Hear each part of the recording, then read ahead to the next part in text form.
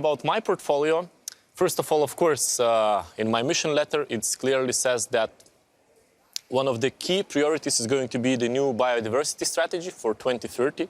And as we see from a new released State of Environment report, we see that we are at the 6th mass extinction. Over 1 million species are in danger.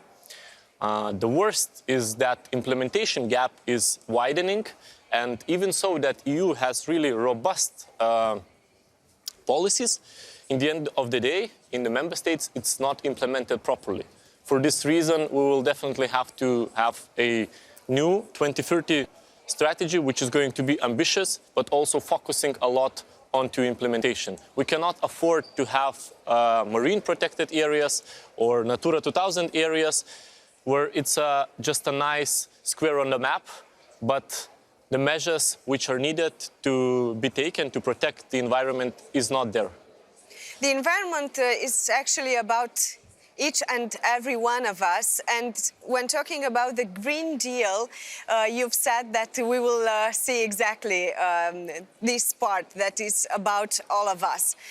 Is also about changing or shifting to a new paradigm.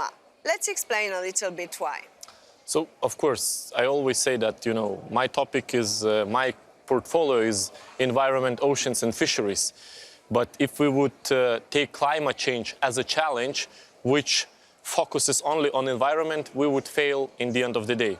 It's not only about the environment, it's about the society we want, a different society with different consumption. It's about different agricultural activities, it's about different transport activities. It's going to affect energy sector a lot.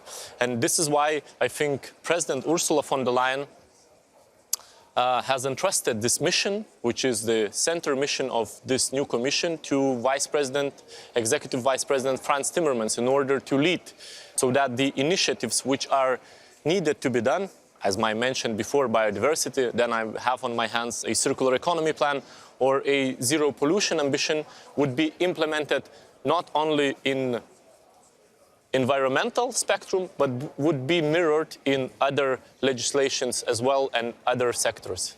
You've mentioned zero pollution ambition, that's focusing mainly on water and air quality. I was thinking about my country, about the fact that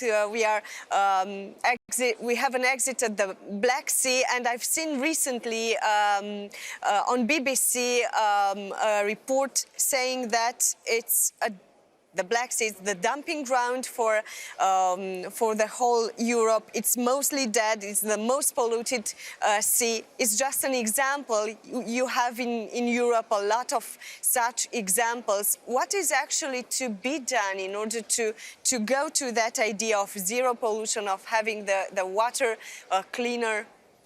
So if we focus on zero pollution ambition, as you rightly mentioned, it will have 3 key pillars. So first of all, it's clean air. I think we all deserve a clean air, and today it's unthinkable when we have 4,000 premature deaths just because of the diseases concerned with the air quality, and it's in the European Union.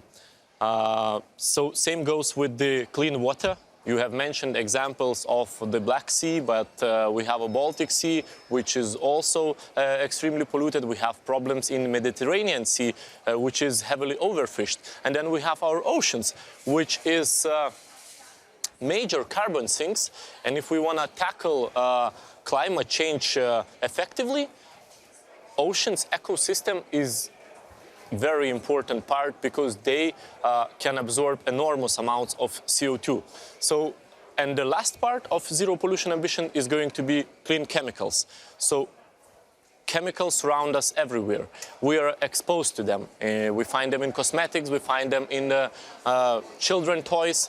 The major task would be to protect EU citizens from hazardous chemicals, from exposure. So it's going to be those 3 key pillars. Focusing on water, it is very important, as you have said, first of all, protected areas. EU activities in Black Sea are relatively small. We have Romania and Bulgaria, and then Turkey, who does lots of activities, Russia, Ukraine, again. So it is not only about the EU, it's also putting our partners together by the table and finding a way to sign for the same sustainability rules, which are going to be important, so that we really have marine protected area, which is protected, and no matter in which part of the sea it is. But what's next? It's the restoration mission. So we can fund the restoration mission so those dead zones could be restored as much as is possible. Unfortunately, in many areas, it's all went so far that it's irreversible, and it's going to be very hard to do. Yeah, I was thinking when you were explaining what is to be done, I was thinking about the fact that actually we are the ones, we, the humans, are the ones that have done such terrible things to our planet, to our oceans, to our seas, and it's somehow our duty to find a solution to solve all these problems. Are you optimistic about this, so that we will be able to save a part of our planet? I think EU is a unique project, and I'm a big fan of it. Sometimes we undermine achievements we have achieved within the Union.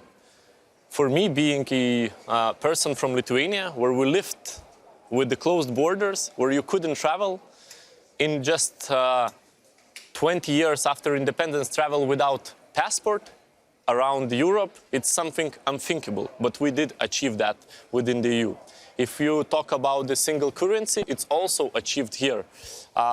I think the bar has raised now a lot concerning the environment, because, as I said, it's going to touch upon every sector, it's going to be touching upon every citizen, but I am very optimistic that we can change the curve, reverse this scenario, and of course change the society that it becomes more sustainable. Most importantly is not to leave anyone behind.